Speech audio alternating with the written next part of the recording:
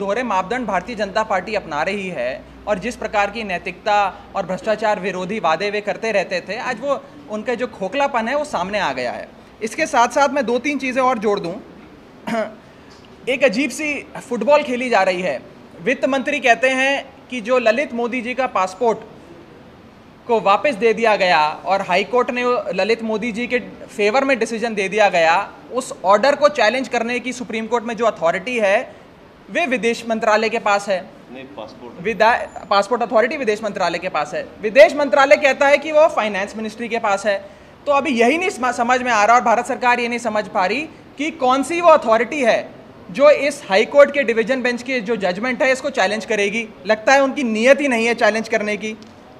दूसरी चीज़, कल वित्त मंत्री के बयान से एक और चीज़ साफ हो गई कि ये जो पूरा मामला है, जिस प्रकार से सुषमा स्वराज जी ने ललित मोदी एक कानून के भगोड़े जो फेमा एक्ट के अंदर वायलेशंस के पाए गए हैं, prevention of money laundering act, income tax act, company law, match fixing, illegal betting, spot fixing, तमाम संगीन अपराध, सीरियस इकोनॉमिक ऑफेंसेस के अक्यूज्ड हैं, उनकी मदद करने के लिए जो कार्य करे वे यूनिलैटरली करे, एक तरफा अपने हिसाब से करे, जिसमें फॉरेन सेक्रेटरी को दरकिनार कर दिया गया, तमाम मंत्रिमंडल को दरकिनार कर दिया गया, वित्त मंत्रालय, इन्फोर्समेंट डायरेक्टरेट, किसी से किसी प्रकार की कोई जानकारी नहीं ली गई।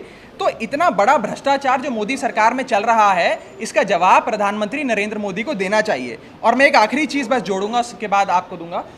देखिए, भारत में इस समय कॉन्फ्लिक्ट ऑफ इंटरेस्ट का कानून नहीं है और हमारी ये सदैव से मांग रही है कि कॉन्फ्लिक्ट ऑफ इंटरेस्ट का कानून बनाया जाए, परंतु United nation convention against corruption 2002 जिसका सिग्नेटरी भारत भी है, वे साफ तौर पर यह कहता है कि फेवरेटिज्म, नेपोटिज्म और क्लाइंटलिज्म भी एक प्रकार का भ्रष्टाचार है। और उसमें ये स्पष्ट है कि किस प्रकार से आप यदि अपने परिवार वालों को, अपनी बेटी को, पति को और बेटे को इस प्रकार के फायदे पहुंचाते हैं और अपने ऑफिस का मिसयूज करते हैं, वे सीधा सीधा भ्रष्टाचार का मामला है। तो नरेंद्र मोदी जी की सरकार को अपनी आंखें खोलनी चाहिए और वसुंधरा राजे जी, सुषमा स्वराज जी, दोनों का इस्तीफा तुरंत कराना चाहिए।